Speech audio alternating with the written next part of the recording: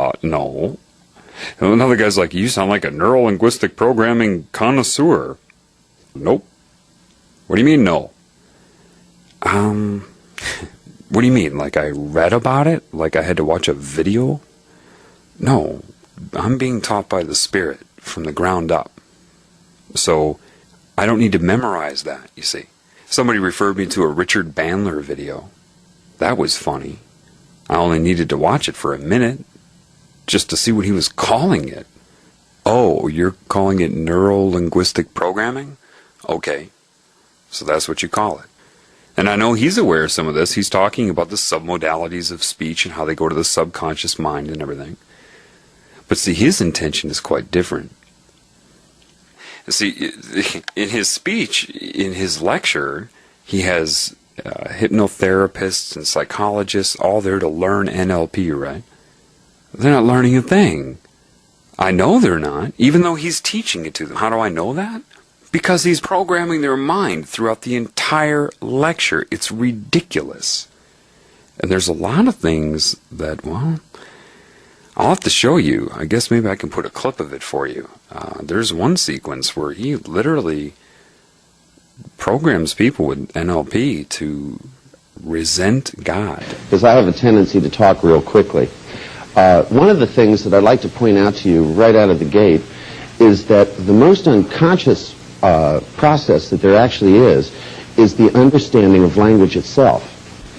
That even if a language is your native language, you don't know how you understand the sentences. It's one of these marvelous pieces of programming that goes on, that people always act as if language is a conscious process. But actually the words flow right in, and you have a built-in genetic mechanism that processes meaning at the unconscious level. So your choice is either to raise your hand or to just go unconscious. Okay, so if you pay attention to the dual meaning there, what he's trying to tell you is that there is no consequence. This is what he's talking about. He's using dual meaning with gestures, and he's a master at this. That's why it goes unnoticed to most people. Pay attention to his dual meaning. You guys like that? Now, open your eyes and hold that thought, because the increase that you made in your own pleasure is called running your own brain. This is what it feels like to be in charge of your brain. It means you can feel good.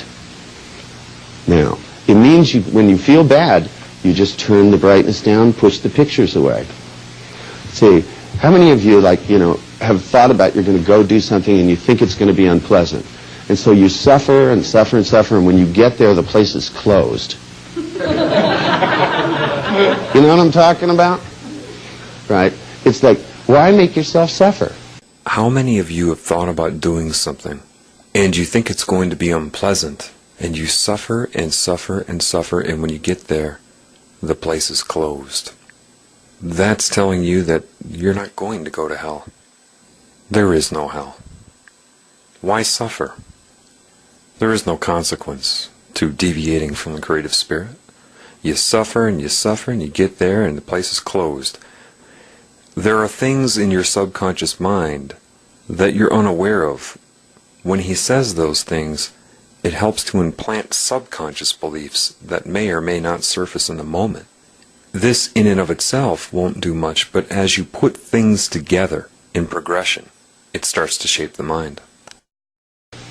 But yet we've been trained, we've grown and built patterns that this is what we're supposed to do. You're absolved. You don't have to do that anymore when you learn that you could sit right here and increase the pleasure that you got from something you enjoyed. If you notice, he's really talking about pleasure. Now remember, mind control is also highly based upon pleasure and pain. Seeking pleasure and avoiding pain. The idea of good offsetting bad. The binary bipolar consciousness. Bouncing you back and forth in your mind between good and bad like a tennis ball in a tennis match. So he's really trying to install the idea of good and bad, and consequences for doing anything good, and that bad would have the pleasure involved with it. Do you understand? See, to me, like the kinds of things that are worthwhile, to take NLP to do is like how many of you are in a relationship, you know, whether you're married or not, I don't care. But I mean, you know, you're a couple of some kind, right?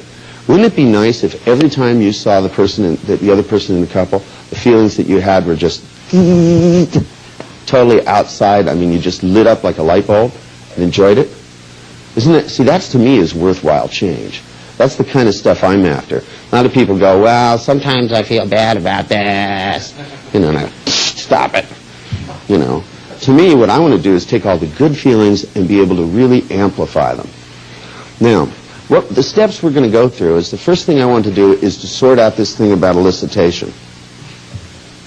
Come on in. Why don't you come with me, little girl, on a magic carpet ride?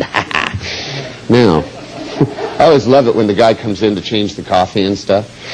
I like to throw embedded commands at them. Next time one comes in, you watch. See what we can get them to do. And it really freezes that frame in that picture. It's enough to, it's like talking about fall and a trip you're going to go on. It's nice that there's a set of stairs. It's a hobby. Everybody has to have one. Learn your language patterns. Now, what I want you to do is, and you guys didn't burn bees when you were little kids, and you don't enjoy spraying ants? Mm-hmm. You guys aren't the ones going to horror films? He follows up and reinforces it. And you guys didn't burn bees when you were kids? And enjoy spraying ants? Enjoy. You see how he sets it up with pleasure first, and now he talks about the enjoyment of killing. Talking about that fall and that trip you're going to go on to hell. It's nice that there's a set of stairs. People are laughing because they're just trying to be social in the class. They have no idea what he's doing to their subconscious mind. You aren't the ones going to horror films. First of all, there's a certain group that writes these horror films and floods you with them and gives you subconscious NLP and subliminal messages to think in your mind that you want to go see them. He's placing the blame upon you and your lack of judgment because you have no idea of the sublime control of your mind. He's just programming that as he goes. He's very good. You have to take them seriously. See, when I was in college, you guys will get a kick out of this. The only course I ever flunked was Psych 1A. And I got a D in speech. And so what do I end up doing? Lecturing the psychologists. Just shows you about American college education. Now, the thing, my belief system says, oh yeah? So you think your God is tough? Now, the thing is that for me, once you start to take and learn how to switch submodalities. Oh yeah? So you think your God is tough? Your God. That's a demon speaking through him. That's exactly what's happening. And this is just a few clips of this guy. I highly suggest you download the Hypnosis Party Pack where there's lots of his videos in there. He's always referring to his affinity for demonic mentality. Of course, they never say it directly, but they often will refer to it. So you think your God is tough. What does that mean? We decided that what we should do is to amplify the person. So that what we do now is we build a different kind of an anchor. The kind of an anchor that we built. You want to come up here and help me? Would you come on up here? Yeah, you have that confused look on your face that always makes a good demonstration subject. The unsuspecting soul. Just sit down and trust me. Yeah, and uncross your legs here. You don't have to be ladylike right now. I need your leg. Okay. The unsuspecting soul, not person.